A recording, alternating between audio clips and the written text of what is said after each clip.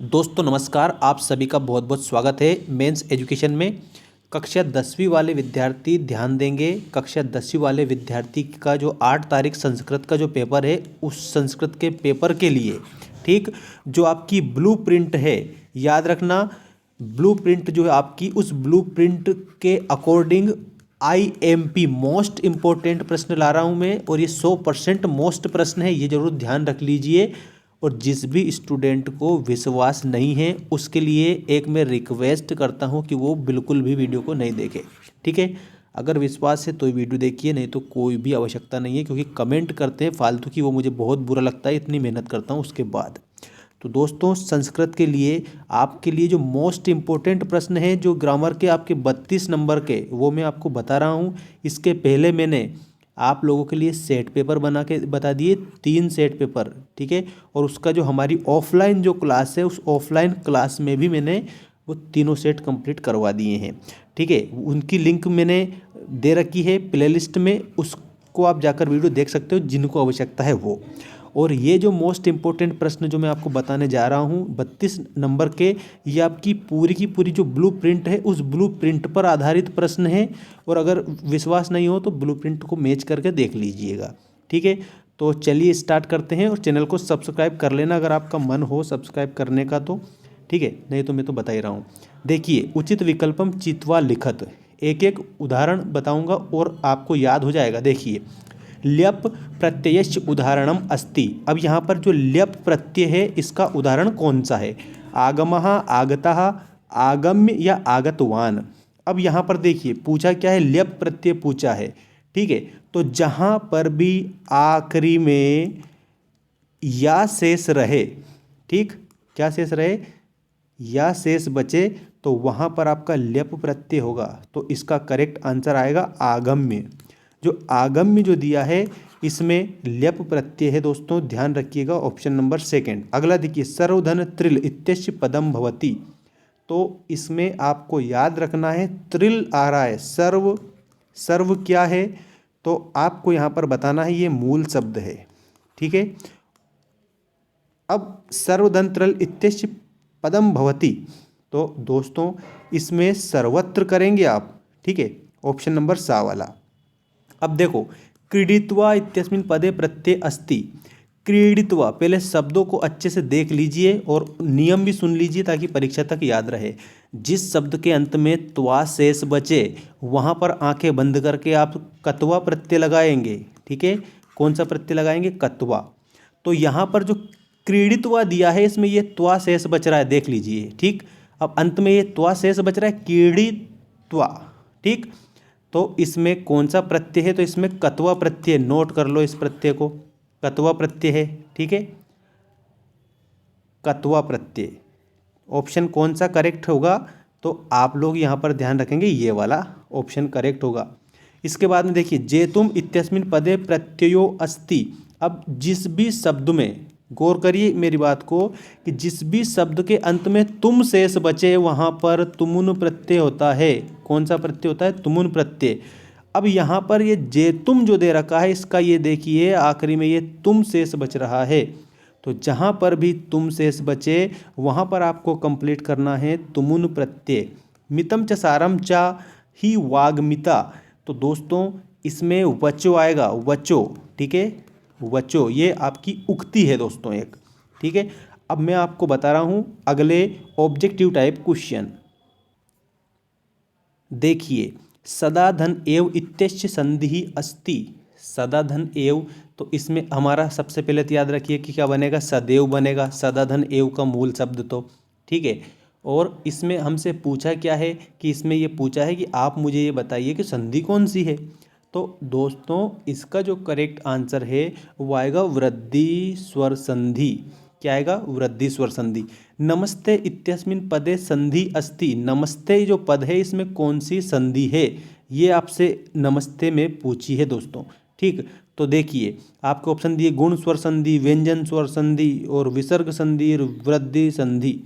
तो नमस्ते जो है आप लोगों का, इसमें आता है विसर्ग संधि। विसर्ग संधि करेंगे दोस्तों आप अच्छे से याद। विसर्ग संधि नमस्ते में। रामोदार्यम इत्यस्य संधि विच्छेदः अस्ति, ये रामोदार्यम शब्द को तोड़ना है संधि में, तो इसमें आपको अच्छी तरह से याद रखना है। ठीक है, एक एक उत्तर में बता दूंगा। इसमें रामधन औदार्यम, ठीक है, दा वाला आएगा, रामधन औदार्यम। स्क्रीनशॉट के माध्यम से भी कंप्लीट कर सकते हैं, ठीक है, कैसे भी कंप्लीट करें लेकिन याद होना चाहिए आपको। अगला देखिए, व्यंजन संधि उदाहरणम अस्ति, व्यंजन संधि का उदाहरण कौन सा है? शिवालय है, सदाचार है, देवालय है या सदैव है? ठीक, तो इसमें आप लोगों को याद रखना है, जो सदाचार दिया है ये व्यंजन संधि का उदाहरण है। और कैसे बनेगा, तोड़ेंगे तो सत प्लस आचार, ठीक, इस प्रकार से सत प्लस आचार, तो ता और आ इन दोनों को मिलाकर क्या बन रहा है? दा बन रहा है दोस्तों। ठीक, तो ये कौन सी संधि है? व्यंजन संधि है। अहम अपि आपणम गच्छामि अस्मिन वाक्य अव्यय, अव्यय ऐसे शब्द होते हैं जिनमें किसी भी प्रकार का परिवर्तन नहीं होता हो।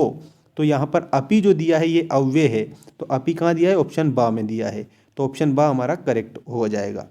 इसके बाद में अगला देखो, अगला देखिए, उचित विकल्पम चित्वा लिखत पितरौ इत्यस्मिन् पदे समास विग्रह भवति। पितरौ, तो इसमें माता चा पिता चा, ठीक है, माता चा पिता चा। तत्पुरुषस्य समासस्य उदाहरणम अस्ति, मतलब तत्पुरुष समास का उदाहरण आपको बताना है, तत्पुरुष समास का। तो आप देखिए, प्रतिवर्षम, प्रतिवर्षम कौन सा है? अव्ययी भाव समास है, अव्ययी भाव समास। प्रतिवर्षम में दोस्तों अव्ययी भाव समास है, ठीक है। और नवरात्रम, ठीक है, नवरात्रम इसमें द्विगु समास है आपका, नवरात्रम में द्विगु समास है। और पितरो जो दिया है, पितरो, ये पितरो जो आपको दिया है ये कौन सा समास है? ये द्वंद्व समास है, पितरों में द्वंद्व समास है। अब चोर भयम जो दिया है, चोर भयम में तत्पुरुष समास है। चोर भयम में कौन सा समास है? तो ध्यान देंगे, चोर भयम में तत्पुरुष समास है, ठीक है। और कैसे बनता है? चोरात भयम, ठीक है, चोरात भयम, इस प्रकार से बनता है। चलिए, स चक्रम इत्यस्मिन् पदे समास भवति। सा, ये क्या है? ये अव्यय है, ठीक है, अव्यय है, तो इसमें अव्ययी भाव समास आ जाएगा, ठीक है। तो देखिए, दूसरे मतलब सचक्रम है, सचक्रम में अव्ययी भाव समास करेक्ट करेंगे, अव्ययी भाव समास। और इसके बाद में दुष्कर्म इत्यस्मिन् पदे उपसर्ग अस्ति। अब इसमें उपसर्ग आपको बताना है। उपसर्ग प्रारंभ में लगते हैं और अर्थ में चमत्कार उत्पन्न कर देते हैं। तो घा वाले का आएगा दुस उपसर्ग, दुष्कर्म, ठीक है। तो ये दुस धन कर्म, हाँ, ये इस प्रकार बनेगा दुष्कर्म, हाँ। और दुष्कर्म में अगर उपसर्ग पूछे तो आपको दुस उपसर्ग बताना है, ये वाला, ठीक। अधोलिखितेषु उपसर्ग ना अस्ति, ना अस्ति मतलब नहीं है, ठीक है। कौन सा उपसर्ग नहीं है? असि, अति, अपि या अधि। तो दोस्तों इसमें आप लोगों को गौर करना है, असि जो दे रखा है ये उपसर्ग नहीं है, अति उपसर्ग है, अभी भी उपसर्ग है और अधि भी उपसर्ग है, लेकिन नहीं पूछा है ना अस्ति। अस्ति अगर पूछता तो फिर ये भी सही रहता, ये भी सही रहता, ये भी सही रहता, ठीक है। तो इसमें आपको याद रखना है, नहीं पूछा है तो असि उपसर्ग नहीं होता है, ठीक। अब देखो, और भी मोस्ट इंपॉर्टेंट क्वेश्चन देख लीजिए दोस्तों। वर्तते इत्यस्मिन् पदे धातु अस्ति। देखो, वर्तते तो कौन सी धातु है? व्रत धातु है, वर्तते में, ठीक है। आज ही मैंने बताया था दोस्तों ये, तो वर्तते में व्रत धातु है, कौन सी? व्रत धातु। तो इसमें आपको करेक्ट याद रखना है। पठेयु इत्यस्मिन् पदे लकार अस्ति। अब पठेयु में आपसे लकार पूछ ली है, क्या पूछी? लकार, तो इसमें पठेयु में विधिलिंग लकार है। हसामी इत्यस्मिन् पदे पुरुषा अस्ति। हसामी में कौन सा पुरुष है? तो इसमें पुरुष आपको बताना है उत्तम पुरुष है, हसामी में उत्तम पुरुष है। उत्तम पुरुष, पुरुष कितने प्रकार के होते हैं? 3 प्रकार के होते हैं, तीनों वचनों में चलते हैं, ठीक है, ऐसे ध्यान दे लेना है। हसामी में कौन सा पुरुष है? उत्तम पुरुष। अब देखो अगला प्रश्न, भवेयु, ठीक है, भवेयु इत्यस्मिन् पदे वचनम अस्ति। भवेयु में कौन सा वचन है? तो बहुवचन, भवेयुः बहुवचन। विद्या माता इव रक्षिता, रक्षति, ठीक है, विद्या माता इव रक्षति अस्मिन् वाक्ये इत्यस्मिन् वाक्ये अव्यय पदम अस्ति। अव्यय क्या है? इव अव्यय है इसमें। कौन सा? इव अव्यय है। क्यों है इव अव्यय? क्योंकि इसमें परिवर्तन नहीं हो रहा है, परिवर्तन नहीं हो रहा है, इसलिए अव्यय है। तो दोस्तों ये आप लोगों के लिए मोस्ट इम्पोर्टेंट चीज़ें मैंने बता दी है। आपकी वार्षिक परीक्षा मध्य प्रदेश 2022।